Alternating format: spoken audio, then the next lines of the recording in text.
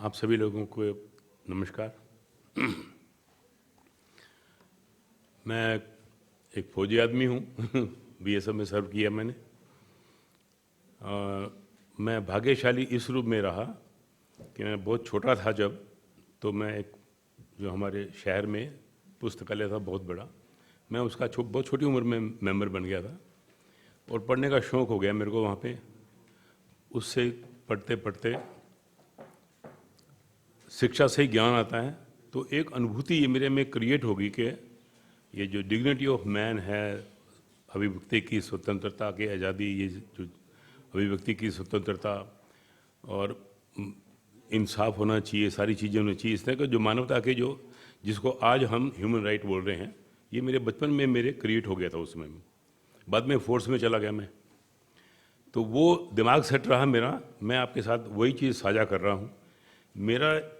मेरा अनुभव और मेरी जो विचार ये हैं कि हर आदमी को अपनी कैपेसिटी में जहाँ वो है इन चीज़ों का ध्यान रखना चाहिए, और जिस कैपेसिटी में भी वो ह्यूमन राइट और इंसान की सेवा कर सकता है उसको उसी रूप में करते रहना चाहिए।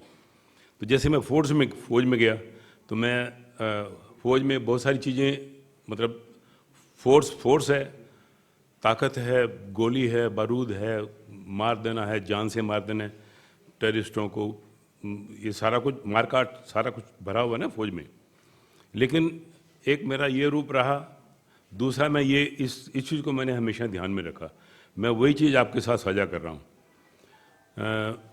मैंने पूरी फोर्स में एक जो सबसे बड़ा जो इंसान के लिए दम घोटू बात होती, सफोकेशन होती, वो है वो बोल ना पाए। आप उसको, उसकी अभिव्यक्ति की आज़ादी को आप बैन कर दो, इससे बड़ी सफोकेशन नहीं होती। मेरे को ये था, तो मैं जब कमांडेंट बना, कर्नल बना जब मैं, तो छोटे रैंक पे चलते रहे, छोटे रैंक पे उतना वो आपका सफियर नहीं होता काम करने का। जब मैं कमांडेंट बना तो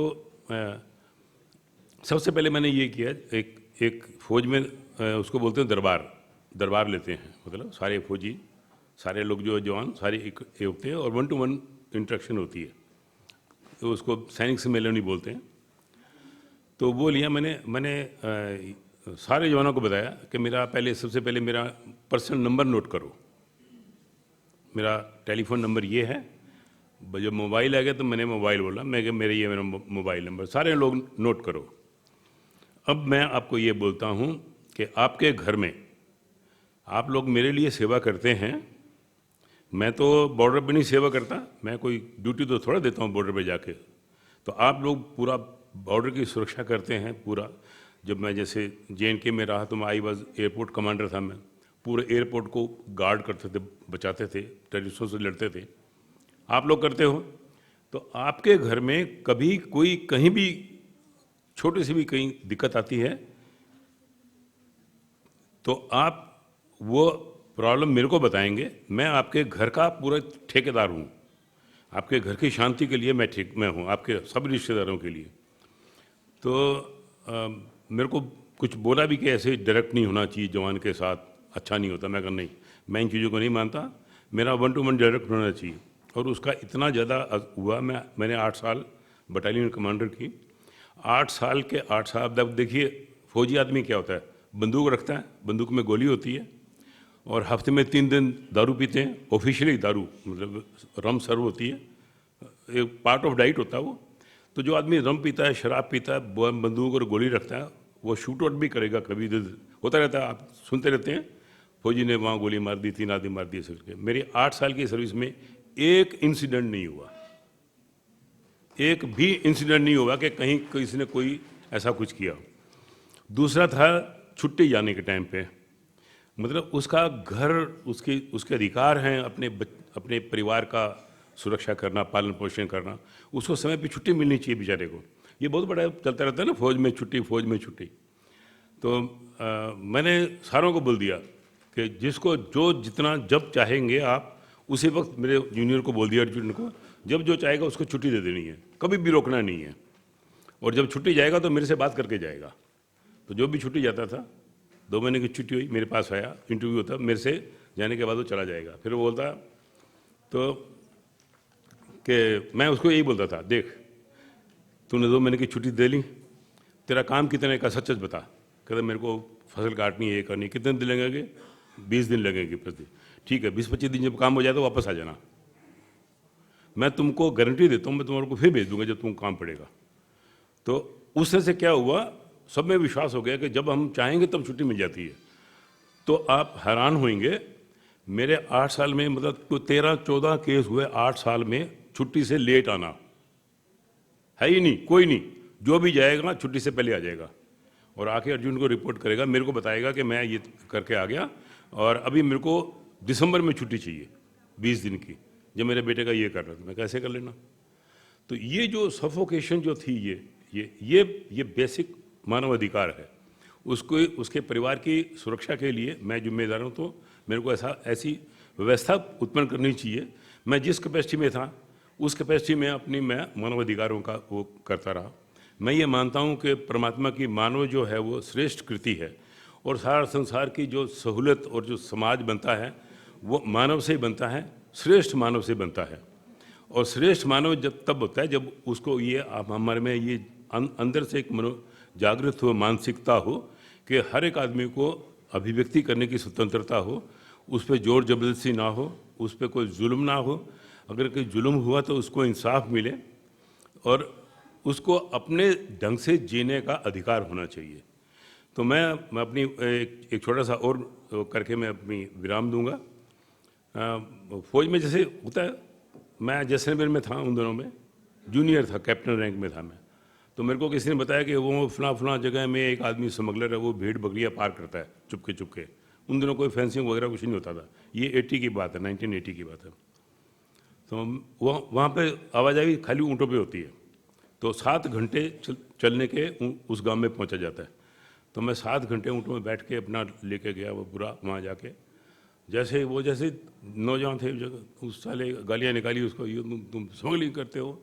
तो जो ऊँटों को मारने का डंडा होता है वो मारा डंडा मैंने उसके पीठ पे, वो जोर से रोया चल। नहीं, बाद में सारों इकट्ठा किया। तो बाद में मेरे को पता लगा किसी ने वो अपना बदला लेने के लिए झूठी शिकायत कर दी थी इसको, तो इसको मैंने डंडा मारा। जब मैं वापस आ गया, वापस आने के बाद मेरे को पता लगा कि ये गलत था काम जो हुआ। आप बिलीव नहीं करेंगे, मेरे को मतलब बड़ा महसूस हुआ। मैंने देसी घी लिया हल्दी ली, मैं दोबारा गया उस पर 7 घंटे अपने पूरे लाव लश्कर लेके, उसको बैठा के उसकी मालिश करी मैंने देसी घी से, उसको हल्दी लगाई, दवाई लेके गया था, दवाइयाँ दी उसको, उससे माफ़ी मांगी मैंने। ये जो माफ़ी मांगना और जो अपनी गलती को एहसास ये हो जाना, ये बहुत बड़ी एक वो सहूलत देता है। ये मैंने कभी भी मैंने माइंड नहीं किया। मैंने जब भी कोई गलती होती थी, कभी गलत पनिशमेंट हो जाता था, गलत जजमेंट होती थी, गलत गाली गुली दे दिया जवान को, उसकी गलती नहीं थी, तो मैं सार्वजनिक रूप से माफ़ी मांगता था बटालियन में इसमें। तो मैं इस बारे में लकी रहा, परमात्मा में मेरा इतना मैं फिर 8 साल DIG रहा, उस मतलब मेरा टेन्योर ऐसे ही चलता रहा। फिर एक दूसरा जो फील्ड था वो था कि हमारे जो कोर्ट मार्शल होते हैं, न्याय होता है, हम अपने आप ही अपने बंदों का खुद ही न्याय करते हैं। हमारी अपनी कोर्ट होती है और हम सारा उसमें ही करते हैं, प्रोसिक्यूटर भी होते हैं, डिफेंस काउंसिल भी होते हैं। तो मैंने फिर ये कर लिया कि मैंने मानव के अधिकारों की जिसके साथ जाति हो रही है, मैं वॉलंटियर हूँ उसके लिए। तो मैंने 14 ऐसे केस कोर्ट मार्शल अटेंड किए जिनके साथ जाति हो रही थी, मैं उसको वो हुआ और परमात्मा ने मेरा साथ दिया। 14 के 14 जो केस में उसमें मैंने अपने जो वो थे जो निरपराध थे उनको बरी कराया मैंने। एक केस ऐसा था पंजाब की टाइम में, उस जवान ने सरकार, बंगाल का था उस लड़का, सरकार था, मैं जानता भी नहीं था इसको। पता लगा कि उसका उसने मेरे को चिट्ठी लिखी, अंतर्देशीय पत्र आया कि मेरा कोई नहीं है, मेरे को आपके बारे में पता लगा, आप मेरे को बचा सकते हो, मेरी गलती नहीं है। उसने 2 खून कर दिए थे, उसने बंदूक गोली मारी बस में, एक BSF का जवान मर गया, एक सिविलियन मर गया, तो 2 खून थे उसके। तो मेरे को बचा लो, मेरा कोई कसूर नहीं था। और आप हैरान होंगे, 2 खून किए हुए आदमी को मैंने बचाया किस तरह, उसको 89 डेज इन फोर्स कस्टडी उसको जेल दिलवाई। बस 89 डेज अगर आप फोर्स कस्टडी में जेल दिलवाते हैं तो वो रिटेन करता सर्विस, डिसमिस नहीं होता। 2 खून, और जो कैसे किया ये तो एक लंबी कहानी है, मैं बताऊंगा नहीं बड़ी लंबी बात हो जाएगी। बट ये मैंने इंश्योर किया कि मैं जानता हूँ कानून को, तो उस कानून को उसकी स्वतंत्रता के लिए, उसके अधिकार के लिए, उसको इंसाफ देने के लिए इस्तेमाल करूँ। तो मेरी आप सभी से ये गुजारिश है। मैं योगराज जी का, मलिक जी का, सभी का बहुत बहुत धन्यवादी हूँ। ये इस तरह की चीज़ ऑर्गेनाइज करते रहते हैं और ये बहुत बड़ी मुहिम है, ये इसको चलते रहना चाहिए। और मेरा यही है आप लोगों से आग्रह, हाथ जोड़ के, कि जो जहाँ जिस कैपेसिटी में आप, गली में, मोहल्ले में है, कहीं भी है, जहाँ जो देखते हो मानव अधिकार हनन हो रहा है, आप अपनी जितनी अपनी कैपेसिटी है उतना जोर से उसके लिए फाइट करो। धन्यवाद। 2 मिनट आप सबको थोड़ी सी और जानकारी बढ़ाना चाहता हूं श्री प्रेम चौहान जी के बारे में। बीएसएफ में जो सुधार कार्य हुए वो आप सबने उनमें से कुछ जाना। प्रेम चौहान जी का एक रूप ये भी है कि उन्होंने म्यूजिक का एक पूरा बैंड बीएसएफ में जो तैयार किया, आज भी वो 26 जनवरी की परेड में लगातार मार्च करता है और म्यूजिक के बहुत अच्छे जानकार और गायक भी रहे हैं। ये इनका दूसरा रूप। एक छोटी सी बात मैं इसमें शामिल करता हूँ। वो ये जो म्यूज़िक का जो था ना, मेरे को होम सेक्रेटरी जैसलमेर में आए, मैं हमारे कमांडेंट था मैं, उन्होंने बोला कि भाई 10वीं पास तो मिलता नहीं आज गांव में, तो ऐसे कैसे आप भर्ती करो जो बॉर्डर के लोगों को, जवानों को। तो उन्होंने, मैं बोला सर 10वीं पास ही नहीं मिलता कहीं स्कूल में, मिलता ही नहीं, बॉर्डर पे कहाँ पे स्कूल है ही नहीं। तो कह रहा कितना, मैं कहा 8वीं पास है। तो होम सेक्रेटरी साहब थे, बोला ठीक है मैं अलाउ करता हूँ, 8वीं पास को भी ले लो। और मेरे डीआईजी को, आईजी को बोल दिया कि ये तुम ही जाके भर्ती करोगे। मैं कहा ठीक है। तो वो ये जो बता रहे हो, मैंने फिर क्या किया, वो जो जैसलमेर में थे ना, जितना भी एक बहुत बड़ी हमारा ग्रुप है ये जो राजस्थानी फोक सॉन्ग का, तो मैं वहाँ गया, हालांकि वो गलत था। इधर आपको जो भी कौन जानता है गीत गाना, ये हारमोनियम बहुत अच्छा बजाता है, अच्छा बजाता है, बजाओ, बजाया अपनी। और क्या जानता है, मैं गीत जानता हूँ, गीत गा, ठीक है। अच्छा सुनो, लिखो इसका 100 मीटर दौड़ पास, इसका लॉन्ग जंप भी पास, इसका हाई जंप भी पास, इसको भर्ती कर लो। तो बहुत सारे बंदे जो भी बढ़िया म्यूजिक कोई करता, तो मैं उसको सबको भर्ती करता गया। वो सारा जो भर्ती किया हुआ ग्रुप है, वो अभी वो बीएसएफ में बड़ा मनोरंजन। वो मतलब एक बारी ये जब भी मेट जिन्होंने बनाई थी, निर्माता थे, मैं जब जेएनके में था, एयरपोर्ट का कमांडर था, तो ये वहाँ पे आए थे, तो इनके मेरे दोस्ती थी उनके साथ। तो मैंने फिर ये जो प्रोग्राम दिया इन्हीं लोगों का, वो मानने को तैयार नहीं। मैं कहा ये हमारे जवान हैं। कहते तो ये इतनी हाई म्यूजिक, ये आपको पता है ना राजस्थान के जो मंगनियार और ये जो कितने वो म्यूजिक के हैं, वो तो वो ग्रुप के बारे में बात कर रहे हैं। 1-2 मिनट का समय और मैं चाहूँगा। जो व्यक्ति म्यूजिक में कितना अच्छा काम कर सकता है, वो सीमाओं पर किस तरह काम करता था, उसके एक उदाहरण की घटना मैं जरूर चाहूँगा कि चौहान साहब खुद बताएं। एक ऐसा समय था जब कश्मीर के अंदर झंडा, हमारा तिरंगा फहराना बिल्कुल मुश्किल काम माना जाता था और भारतीय जनता पार्टी के उस समय के जो बड़े नेता थे, उनमें से एक आज हमारे देश के प्रधानमंत्री हैं नरेंद्र मोदी जी और मुरली मनोहर जोशी जी। उन्होंने जाकर जब लाल चौक पर तिरंगा फहराया और आतंकवादियों ने एक बड़ी साजिश रची और एक बड़ा एनकाउंटर हुआ, मैं चाहूंगा वो घटना जरूर बताएं। ये 26 जनवरी 92 की बात है, जब मुरली मनोहर जोशी जी और माननीय प्रधानमंत्री जी वो झंडा फहराने गए थे। तो मैं उन दिनों में मैं मतलब राइफल शूटिंग का स्पोर्ट में मैं नेशनल चैंपियन था राइफल शूटिंग का। मैं ऑल इंडिया बीएसएफ का राइफल और पिस्टल दोनों का चैंपियन रहा हूँ। तो मेरा उन दिनों था 300 गज का एक होता है टारगेट, हमारे शूटिंग में 300 गज से एक मतलब टारगेट होता है। मैं सारी गोलियाँ बुल में मार देता था। वो उतना का होता है जितना सिर होता है। तो मतलब मेरा उन दिनों ये था कि 300 गज पे मैं एक गोली मारूंगा तो आदमी मार दूंगा, सिर में गोली मार दूंगा, बिल्कुल करेक्ट निशाना था। वही राइफल मैंने अपने वहाँ पे जब जेएनके में गए, वहाँ पे ड्यूटी कर रहे थे, तो वही रखी हुई थी। अफसर को जो है वो वेपन पिस्टल होता है, ऑफिसर कभी भी ये, और मैं तो कर्नल था उसमें, कमांडेंट था, तो राइफल लेके मैं, तो सारे बोलते थे कि आप, मैं कहता जिस दिन एनकाउंटर हुआ उस दिन ये राइफल दिखाएंगे क्या काम आया। मैं ऐसे मजाक में करते रहते थे। तो उस दिन वो 25 जनवरी की रात को बहुत बहुत खतरनाक टाइम था वो सारी जो वर्ल्ड की आज की जो तंजीमें थी इनकी, पत्रकार लोग सारे शामिल हो गए थे। वो शो करना चाहते थे कि हम ये कश्मीर हमारा, ये हमारे पे जातियाँ हो रही हैं और हम आज़ाद होना चाहते हैं। तो सारे लोग वो सारी रात फायरिंग चलती रही, सारी रात सभी लोगों ने अपनी जिनका था, मैंने भी वसीयत वो क्या वो क्या बोलते हैं उसको, वो लिख दी थी, विल जो है लास्ट विल, कि अगर मैं रात को आज रात पता नहीं क्या होएगा, अगर मर गया तो मेरा ये चीज़ें हैं। तो मैंने सोचा ये किसको लिखें, तो मेरी जो सिस्टर इन लॉ, मेरी वाइफ की बड़ी बहन, उनको मैंने लेटर बना के डाल दिया था कि अगर ऐसा हो जाता तो मेरी वाइफ बीना को ऐसे करना, उसको ऐसे करना, मेरे बच्चों को ऐसे करना। आज की रात बड़ी खतरनाक है, पूरी रात फायर चलता रहा, सारा पूरा श्रीनगर जैसे यहाँ पे दिवाली होती है ऐसे। तो अगले दिन हमने सबने कर रखा था कि मेरी वीआईपी को जाने के बाद फिर काम करेंगे। तो ये 10-11 बजे तक ये इन्होंने झंडा फहराया, हेलीकॉप्टर उड़ के चले गए। उसके बाद वो तंजीमें थी, हमने चारों तरफ से हमने आपस में पूरा श्रीनगर में कोऑर्डिनेट कर रखा था कि जब ये वापस जाएंगे अभी तब इनको करना, तो एक दूसरे को बताते जाएंगे। तो एक ने बताया कि सर आपकी तरफ 20-22 मिलिटेंट आ रहे हैं आपके। मेरा एरिया था एयरपोर्ट से लेकर लाल चौक तक, जो रोड है उसको मैं कवर करता था, उसके बीच में ये बुर्जुला ब्रिज है, वहाँ पे मैं खड़ा था। सामने एक गांव था, उसके पार ये था वो बड़गांव था, मतलब, और उसके बीच में झील थी। तो ये गांव 500-600 गज दूर था।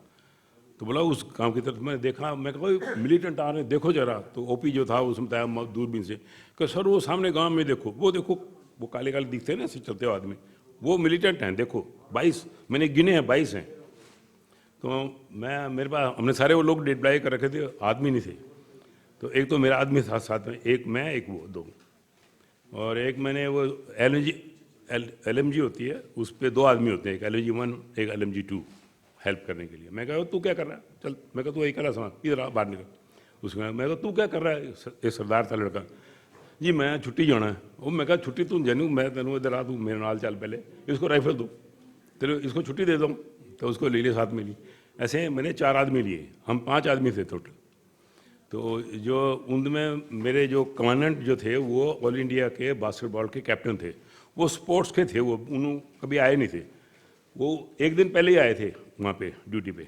वो बोले, मैं उनको बताया, मैं कहा सर मैं नंबर 2 था, ट्वाइस था। मैं सर बात सुनो, वैसे मेरे दोस्त थे स्पोर्ट्समैन के नाते। मैं कहा आप कहते क्या करें, मैं कहा क्या करें अभी हम, मैं कहा मारेंगे इनको, आप बड़ा मज़ा आएगा आप देखो। तो बोले मैं क्या करूँ, मैं कहा तुम जाके आप जो ये 10-12 आदमी लेके ये जो ये जा रहा है नहर, इसके उधर जाके आप खड़े हो जाओ गांव के इसमें, ये वापस रिट्रीट करेंगे तो गोली मारना, आप मान ले लो, मैं इनके पीछा करता हूँ इनका। तो डल में कहा नो प्रॉब्लम। तो 26 जनवरी थी, पैर में वो स्नो शूज डाले हुए थे, सर्दी लगती है ना, वो बड़े भारी होते हैं, दौड़ा भी नहीं जाता।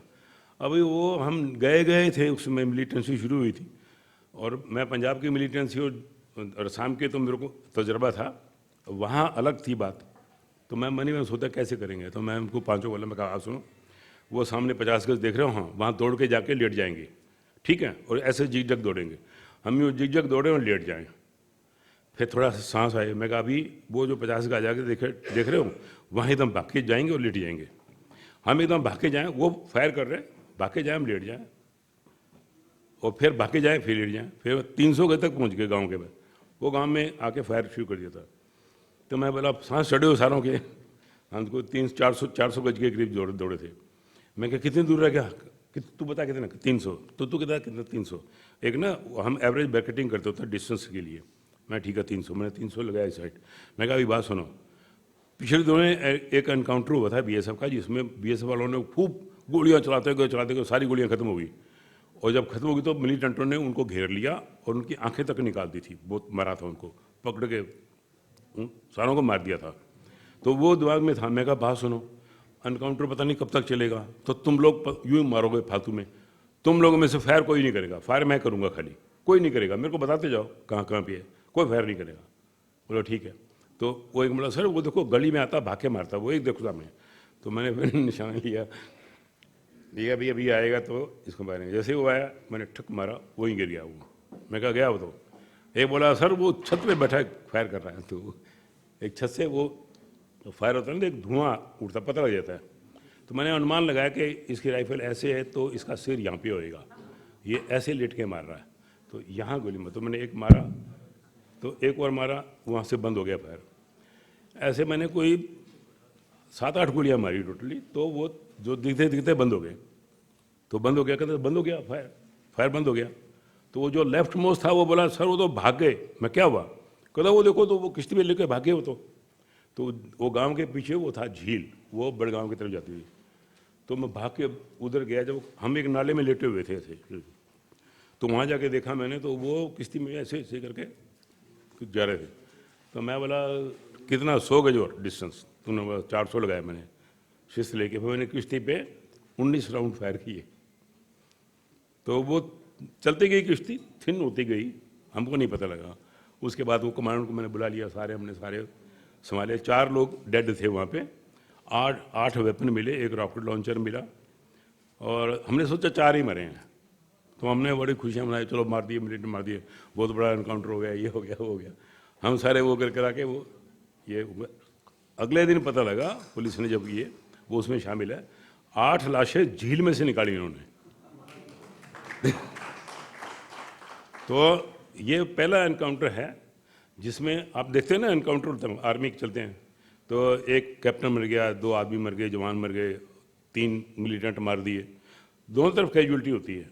हमारा पहला आदमी था, जब हमने 5 आदमियों ने किया, कोई कैजुअल्टी नहीं, और 8 ये और 4 ये, 12 आदमी 22 में से। और मैं ये मानता हूँ जो मैंने किया था, बाद में उन्होंने इलाज कराया होगा, खाली नहीं गई होगी गोली। तो ये अच्छा, उन दिनों हमको ये जो गारंटी अवार्ड वगैरह ये वो ऐसा कुछ उत्थान नहीं होता था, हमने मार दिया बस, ठीक है मार दिए। अब जाके मैंने सोचा अभी मैंने लिखा उनको कि मैंने इतना बड़ा काम किया, मेरे को कुछ भी नहीं दिया आप लोगों ने। तो अभी वो प्रोसेस चालू है, अभी वो क्या देते हैं। लेकिन ये ज़िंदगी का एक ये भी आ सकता है।